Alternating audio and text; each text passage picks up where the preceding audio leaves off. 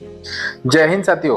मैं हरि सिंह और अपने इस YouTube चैनल पर अपन कुछ दिन से एलडीसी की स्ट्रेटेजी या एक तरह से रणनीति के ऊपर चर्चा कर रहे हैं। पिछले कुछ मैंने वीडियो के अंदर मैंने बताया कि आपको इंग्लिश कैसे करनी है, आपको टाइपिंग के अंदर कैसे अपनी महारत हासिल करनी है।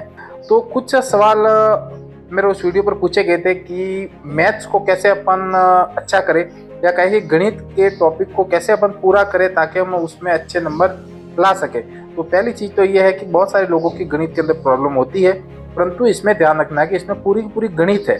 जितने भी गणित के टॉपिक है सभी टॉपिक इस सिलेबस के अंदर शामिल है। तो आप ध्यान रखना कि ऐसे टॉपिक जो कॉमन है, जो रेगुलर परीक्षाओं में पूछे जाते हैं, वो टॉपिक आप एक बार उसको कवर करिए, अच्छी तरीके से कवर करिए।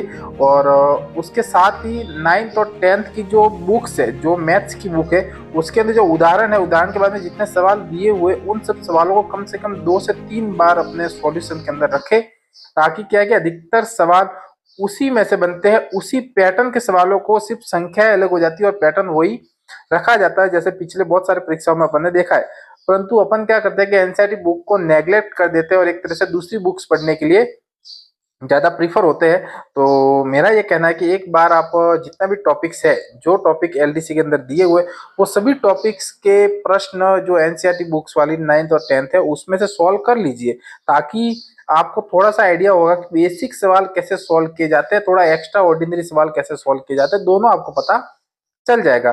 ठीक है ना? तो ये आपको करना है। और वैसे मैं कहूँ कि यदि आपको साइंस और राजस्थान जी की बहुत अच्छा है तो आप गणित को सिलेक्टिव भी ले सकते हैं। सिलेक्टिव का मतलब कि 50% टॉपिक को ही आप कवर करें, बाकी टॉपिक आप थोड़ा डाउन करिए। इससे क्या होगा कि आप 50 के 50 प्रश्नों को सॉल्व करने नहीं जाएंगे उस परीक्षा पेपर के अंदर।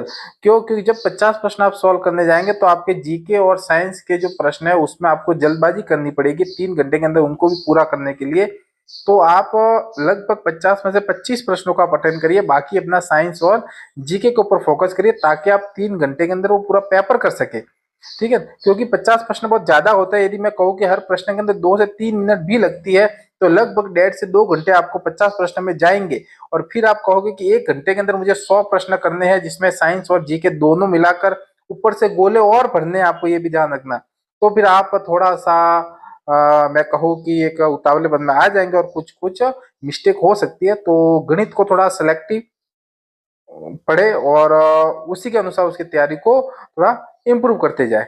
इस चैनल को सब्सक्राइब करें और मेरा जो रणनीति वाला वीडियो वो एक बार जरूर देखें।